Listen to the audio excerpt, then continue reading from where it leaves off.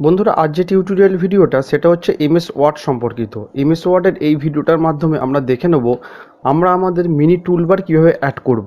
Mini toolbar বলতে কী জিনিসটা দেখুন আগে। এইখানে যে প্যারাগ্রাফগুলো দেখতে পাচ্ছেন, এই প্যারাগ্রাফগুলো যখনই আমি এখানে সিলেক্ট করব, সিলেক্ট করার সঙ্গে সঙ্গে দেখুন এইখানে একটা মিনি টুলবার চলে এলো আমার। মানে এই যে ওপরে যে টুলবারটা রয়েছে সেটাই কিন্তু আমার এখানে মিনি টুলবার একটা চলে এসেছে। এবার এইখান থেকে আমরা কী হলো কাজটা খুব তাড়াতাড়ি করতে পারবো। যেমন দেখুন এখানে বোল্ড আছে, ইটালিক আছে, আন্ডারলাইন আছে, এখানে কালার আছে, সব কিছু এখান থেকে আমরা খুব সহজে করে নিতে পারবো।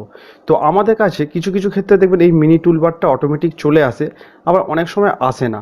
তো এই মিনি টুলবারটাকে এখানে অ্যাড করতে গেলে আমরা কিভাবে করব সেটাই আজকে আমরা চলুন দেখে নিই।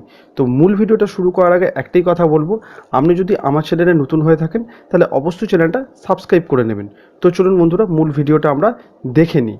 তো বন্ধুরা, মিনি টুলবারটা অ্যাড করতে গেলে প্রথমে আমাদের চলে আসতে হবে ফাইলে আসার পর এখানে অপশানে আসবো।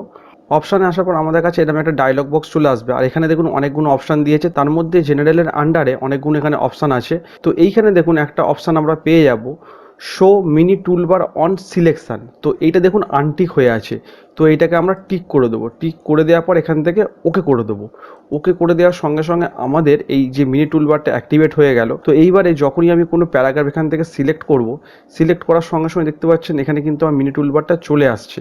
তো এখান থেকে আমরা কোনো লেখাকে বোল্ড করতে পারবো খুব সহজে, ইটালিক করতে পারবো, আন্ডারলাইন করতে পারবো, চাইলে কালারও করতে পারি, সেটা আপনাদের পছন্দ মতো করতে পারবেন। তো এইখানে যে টুলবারটা রয়েছে এখান থেকে করলে আমাদের কি হবে, এখানে টাইমটা অনেকটা চলে যাবে। তো আমরা যে কোনো প্যারাগ্রাফ সিলেক্ট করার সঙ্গে সঙ্গে যদি আমাদের কাছে মিনি টুলবারটা এরকম কাছেই চলে আসে, তো এখান থেকে আমরা খুব সহজে কিন্তু জিনিসটা করে নিতে পারবো।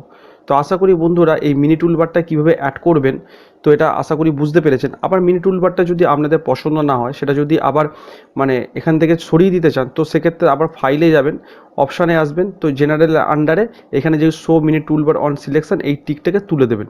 তুলে দেওয়ার পর তাহলে কী হবে, আমাদের এই যে মিনি টুলবারে যেটা অ্যাক্টিভেট হয়ে গিয়েছিলো সেটা আর হবে না, সেটা আবার আপনাদের কাছ থেকে চলে যাবে। তবে অবশ্য মিনি টুলবারটা করে রাখলে আমাদের নিজেদেরই কাজ করতে অনেকটা সুবিধা হবে আর দ্রুত হবে।